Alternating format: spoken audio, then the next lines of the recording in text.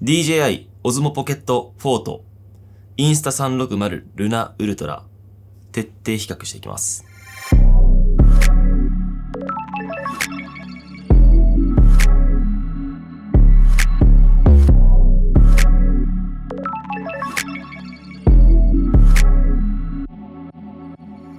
ポケットジンバルカメラの市場にですね、2026年めちゃくちゃ大きな変化が起きていると。それは、DJI のね、この Osmo Pocket ってめちゃくちゃ話題の製品なんですが、それと同じようなカメラがインスタ360からも出てしまったと。実際にね、企業同士もなんか争ってるらしいんですけど。それは置いといて。ただ僕は今回ね、両方ともしっかりとそれぞれでレビューも取りましたし、作品もね、作ってきたので、実際にこの動画クリエイターの視点で、どっちの方がおすすめできるのか、スペック、4K、8K、高ダイナミックレンジなどなど、企業が掲げているスペックに対してノーと突きつけるぐらいの気持ちで、実際に使って、そのスペックが本当に合っているのか、総合的にね、これどっちの方が上なのか、というのを、このハードウェア、実際に撮ってきた映像、使ってみた感想、独断と偏見ももちろん込められてるんだけど、率直に皆さんにお伝えすべきかなと思ったので、一つのね、参考としてご覧いただけたらなと思っております。とはいえ、カメラっていうのはやっぱり目的次第で、そのスペックの捉え方って変わると思います。なので、このチャンネルでご紹介しているということは、もちろん視聴者さんの視点に立つんだけど、僕なりの独断と偏見っていうのも一部ありますし、ちゃんとそれぞれのポイントでどっちが上か、みたいなのをしっかり明言しようと思ってます。なので、このポイントはちょっと違うんじゃないみたいなのがあれば、コメントでいただけたらなと思ってます。そこでのやりとりも含めて、今回のこの動画を完成としたいなと思っております。まず、製品の比較をする前にですね、ポケットジンバルカメラ、これ、そもそも必要なのかと。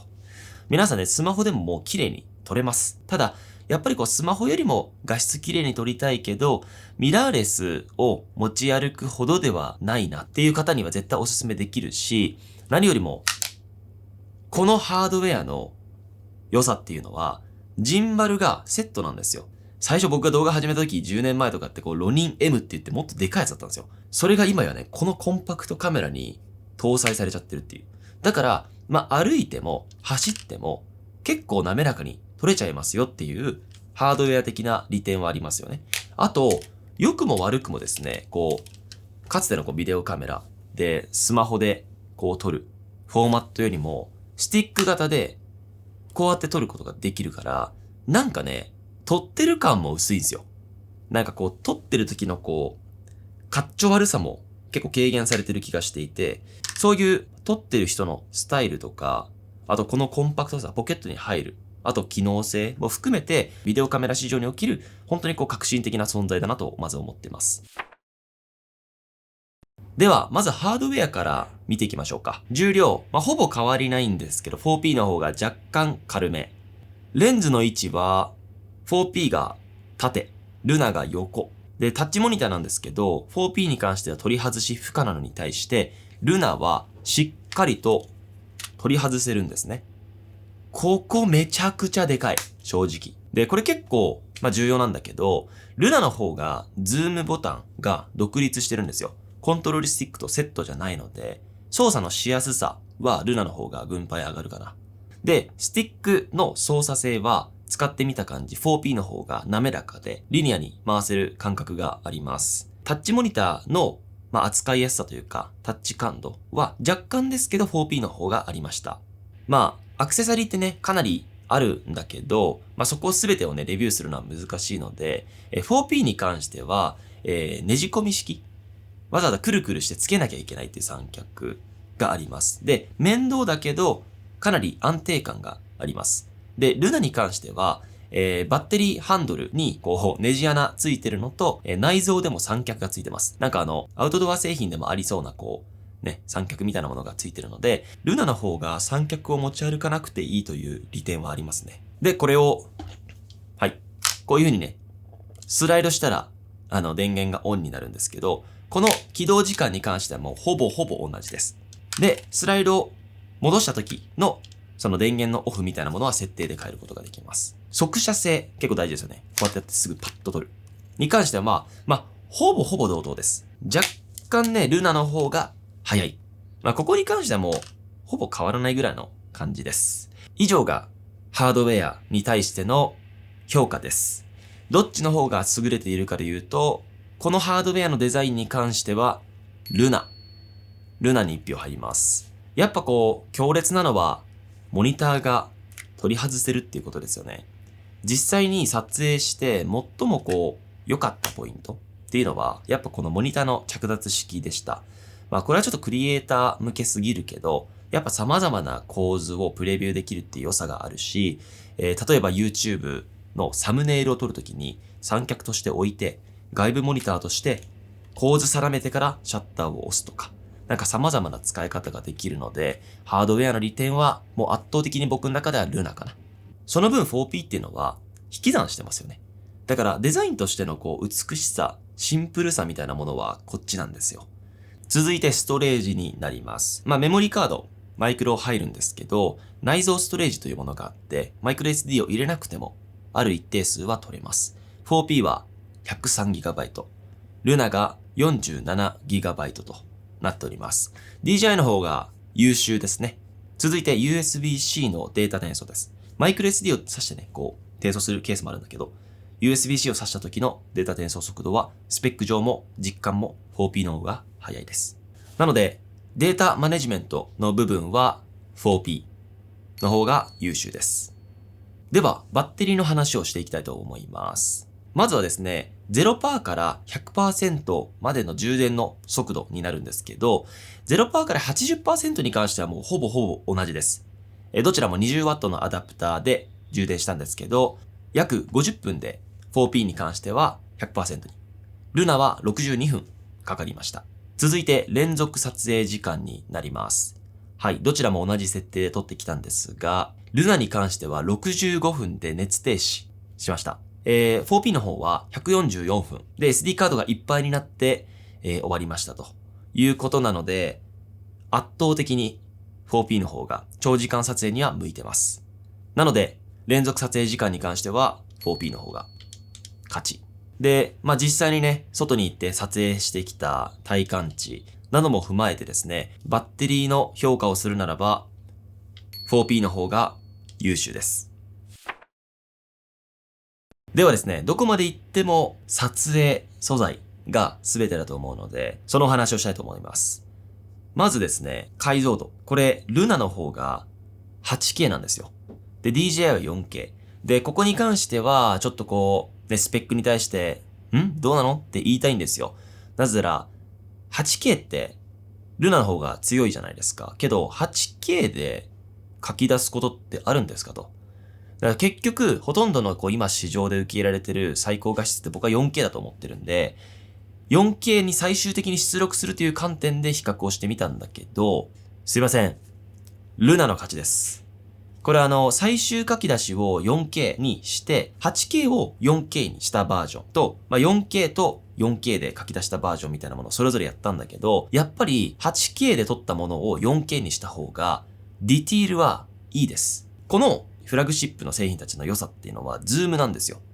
で、そのズームの映像の比較もしてきたんですが、それぞれ最大12倍遠く撮れます。ルナの方は 8K だから、最も遠い被写体を撮ったとしても、ディティールが残ってるのがルナなんですよ。普通に通常の1倍絵の 4K 書き出しでもルナの方が綺麗だったから、まず解像度としては強くて、で、ズームのディティールを収めているっていう評価でもこっちの方が上。なので2得点です。続いて、ズームの速度。4P に関しては、1から5段階で細かく選べます。なので、最も低速でゆっくりズームしたいっていう場合は、4P の方が良いです。一方で、ルナに関しては低速、中、高速みたいな3段階で選べるので、ズームの速度というか、滑らかさに関しては 4P の方が良いです。で、一応補足なんだけど、設定によってズームの仕方が若干変わります。例えば、4P に関してはログがあるんですよ。で、Dlog2 に関しては、ズームできないですよね。その他はズームできるけど。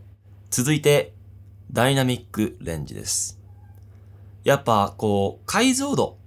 ディティールを撮りたいってなったら、確かにルナの方が強かったんだけど、映像の美しさって解像感だけじゃないですよね。やっぱちゃんとこう映像に色が乗っているか、ダイナミックレンジっていうのは暗いところと明るい部分の差の話なんだけど、その幅の広さは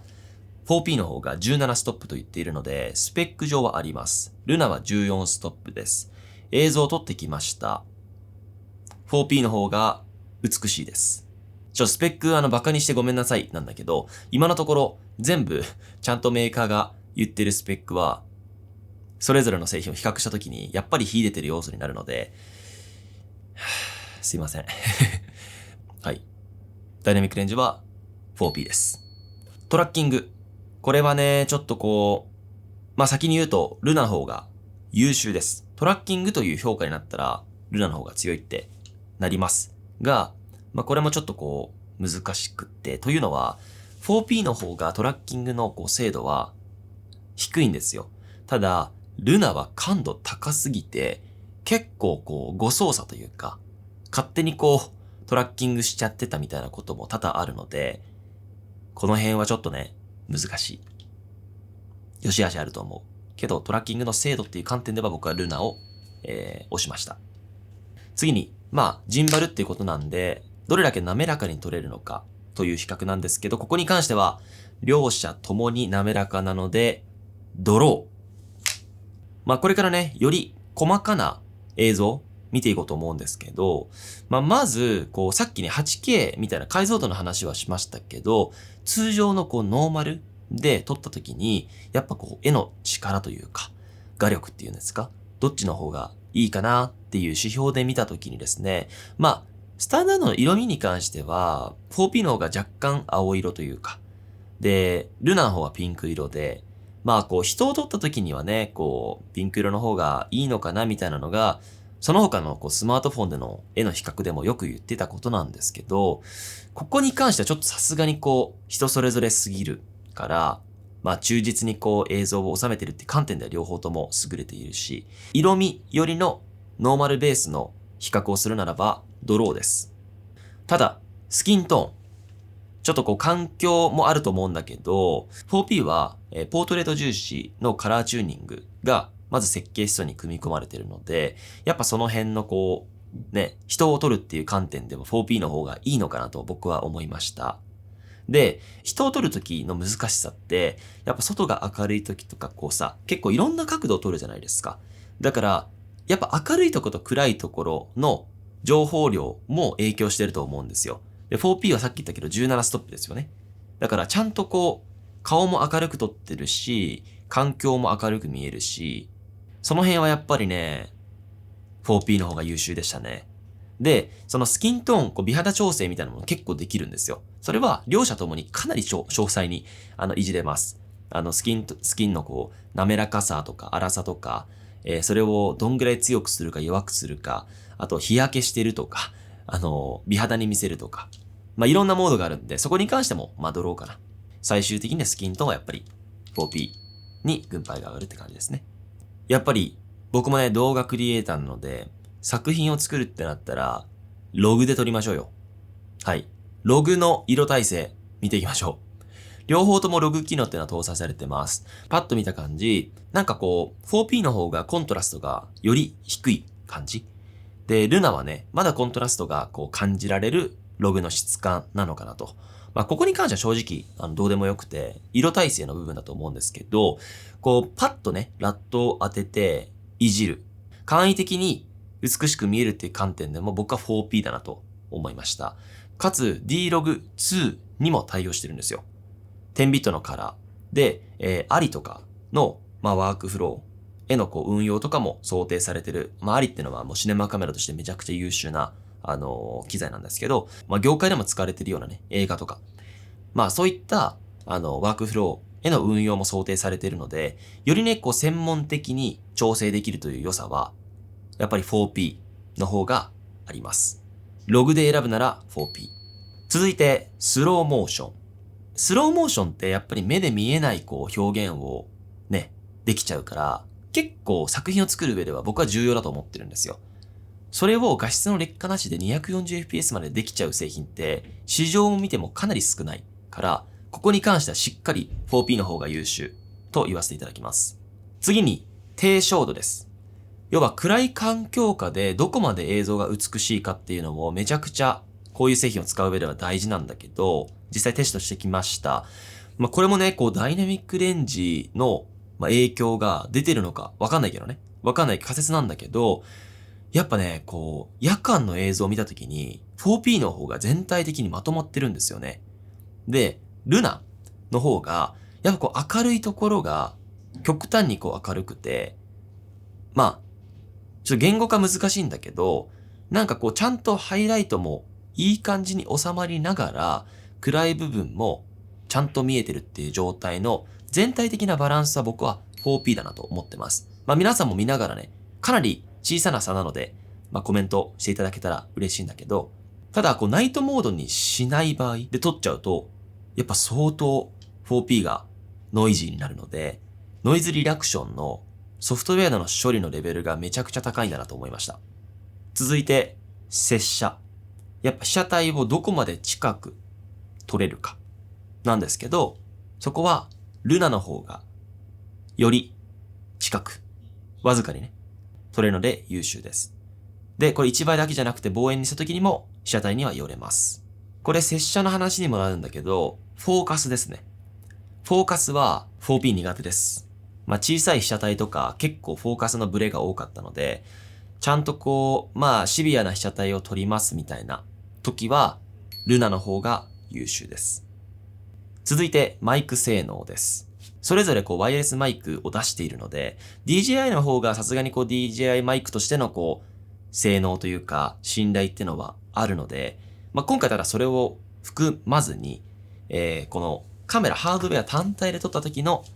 マイクのテストの状態をしたいなと思っております。今ちょっとエアコンの音が少しね、ザーッと聞こえてると思うんですけど、僕の声の聞こえはいかがでしょうか？今ちょっとエアコンの音が少しね、ザーッと聞こえてると思うんですけど、僕の声の聞こえはいかがでしょうか？個人的にはドロー。で、やっぱフレアとかゴースト撮ってたら出ると思うんだけど、ここに関しても正直クリエーションする上では大事な要素でもあるし、ただそれぞれ出てたので、で、フレアの出方も別に同じだったので、ほぼね、ドロー。以上で終わりです。長くなってしまったんですけど、以上のこの比較も全部含めた上で、最後に価格。4P が79,200円。ルナが119,800円になります。4P の方が圧倒的に安いんですね。価格に関してじゃあ 4P。1点。ってなわけで、皆さんいかがでしたでしょうか？もちろんね、独断と偏見あるし、目的によってスペックの感じ方って変わるから、その辺も考慮して皆さんで判断していただきたいんですけど、僕が動画クリエイター視点で様々な検証をした結果、こういう結果になりました。僕がクリエイターとして、やっぱ作品を作るってなった時には、やっぱりモニターが外せるっていうことのハードウェアとしてのメリットがでかすぎて、だから本当僕のね、最終結論を言うと、がっつり作品作るってなったら、もちろん映像も美しいから、撮る被写体によって多分こっち選ぶと思うんだけど、普通に僕が普段撮ってるネイチャー系のシネマティックを撮るってなったら解像感もすごく大事だし、様々な構図、調整できるこの外部モニターついた方が好きです。ただ、こっちゴツゴツしてるんで、もう気軽に旅 Vlog 撮りますよとか、日常的に撮りますよってなったら僕はこっちを選びたい。だし、撮るのは自分だったり、するから、やっぱスキントーンとか、ダイナミックレンジというか、ディティール強いのでね。ただめちゃくちゃ僅差ですよ、これ。本当にこれは選べないぐらい。なので最終の結論は皆さんにお任せいたします。引き続き比較動画作っていきたいと思うのでめちゃくちゃ大変だけどね。皆さんの要望あればコメントでアイデアお待ちしております。バイチャ。